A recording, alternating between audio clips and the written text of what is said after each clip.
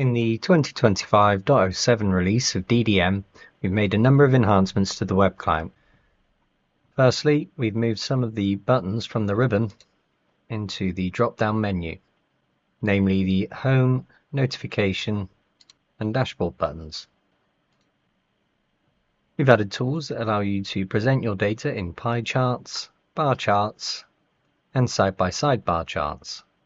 The tools for creating these charts can be found in Admin, System, Web Widgets, and we can see the three examples I showed before. We can create, edit and delete widgets from the top, or we can right-click to access the same controls.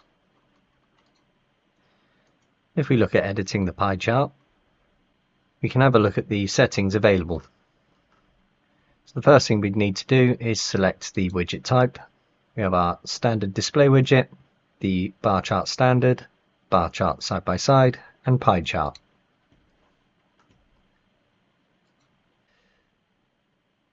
We add our name under the label field and a description. We have a checkbox to determine whether this is active or not. If you don't want widgets to be used until you've finished modifying them, you can deactivate them whilst you're working on them. We can set a refresh timer. At 0, the widget won't refresh automatically, and we can increase that in increments of 5 minutes, and we can adjust the size of the chart using the chart height and the number of columns to display.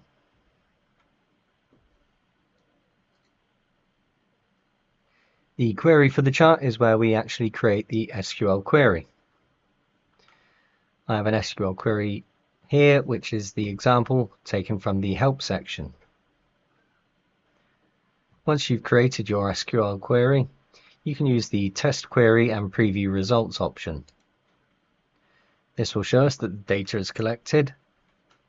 Will give us a preview of the chart itself.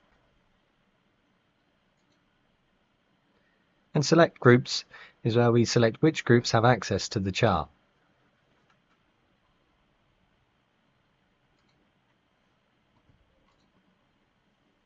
If we head back to the web client and we edit this dashboard, these widgets are added in the same way that the display widgets were added before, by adding a widget, selecting the custom widget, and then selecting the chart you wish to add.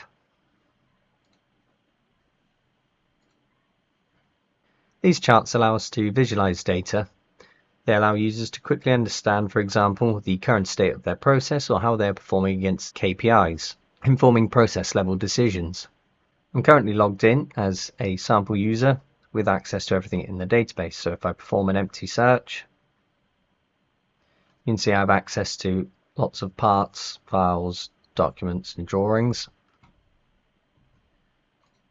If we log out of this account and log in as a sample web user, which is a restricted account, and I perform the same search, we can see that I have limited access.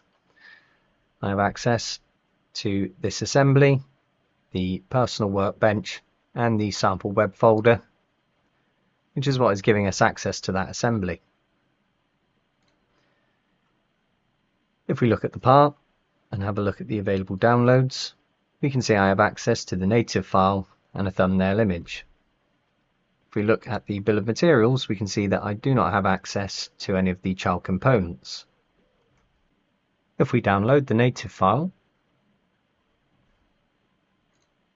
and we open that up, we can see that although we have restricted access to see these parts in the database, downloading the native file gives me the assembly, the components that are required to make the assembly, and the related documents. The reason for this is because we've added a new option in the admin tool.